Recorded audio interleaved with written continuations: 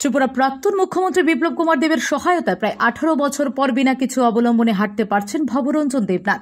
2006 সালে বিয়ের ঠিক এক বছর পর এক পথ দুর্ঘটনায় ডান পা হারান পেশার টেইলার দক্ষিণ চরিলামের নিবাসী ভবরঞ্জন। এই অনাকাঙ্ক্ষিত ঘটনায় পা হারিয়ে দিশেহারা হয়ে পড়ে গোটা পরিবার। চলাফেরার একমাত্র অবলম্বন ছিল কৃত্রিম চলনযন্ত্র বা হুইল চেয়ার। নির্বাচনী কর্মসূচির মাঝে 11 এপ্রিল চরিলামে পশ্চিম ত্রিপুরা লোকসভা আসনের বিজেপি মনোনীত প্রার্থী বিপ্লব কুমার দেবের সাথে সাক্ষাৎ করে ওনার এই সমস্যার কথা জানান। তৎসঙ্গে পাশে দাঁড়ালেন বিপ্লব কুমার দেব। ব্যক্তিগত খরচে কৃত্রিম পা প্রতিস্থাপনের জন্য শীঘ্রই তাকে পাঠানোর ব্যবস্থা করলেন দিল্লিতে।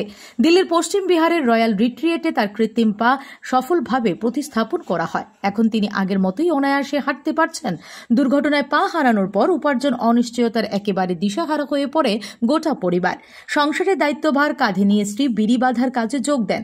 একমাত্র মেয়ে বর্তমানে চরিলাম উচ্চ মাধ্যমিক বিদ্যালয়ে দ্বাদশ শ্রেণীতে পাঠরতা। বৃহস্পতিবারই সপরিবারে আগরতলায় এসে পৌঁছান তিনি।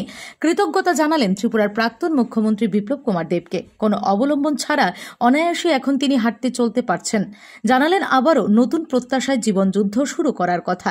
ধন্যবাদ জানালেন বিপ্লব কুমার দেবকে। তিনি বলেন এর ফলে এখন তিনি আবার উপার্জনে পথ চলা শুরু করবেন। বাড়ি চাউর চইলাম বিধানসভা। আমি অ্যাক্সিডেন্ট হয়েছে 2006 আইটিকেল একটা ভালো লাগাইছিলাম আমি পুরা থেকে। বিগত 3-4 বছর পর্যন্ত এটা চলাফেরা করছি। এরপরে এটা নষ্ট হয়ে গেছে। ইদানিং স্যারে আমরা এখানে একটা মিটিংয়ে গেছিল, বিপ্লব আমাদের দাদার সাথে একটু কথা বললাম। দাদা এই অবস্থা, আমার একটা ভালো খুব ভালো হয়ে গেছে। তো উনি পিএ রাজীব দা নাকি জানি কয়, রাজীব দার নাম্বারটা বেশি আমার স্যারে বুঝতো। 3 দিন পরে আমার ফোন করছে দিল্লি থেকে। দাদা তো ফোন করে আমার বলে একটা পাওয়া নাই, পাওয়া নাই দিয়ে বলছে।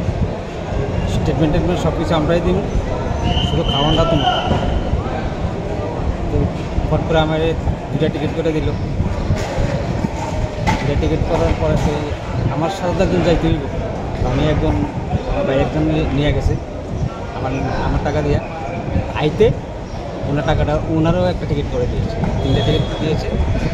আর হোটেলেই ছিলাম, মোটামুটি ভালো ট্রিটমেন্টও করেছে আমার দিল্লিতে। এগুলো আর কী বলবো। দিল্লির কোন জায়গায় কোন হসপিটাল ট্রিটমেন্ট করেছেন? হসপিটাল বলতে আমাদের এই হ্যান্ডিক্যাপসের একটা জায়গা, পশ্চিম। Bureau report, S Bharat live 24 hours.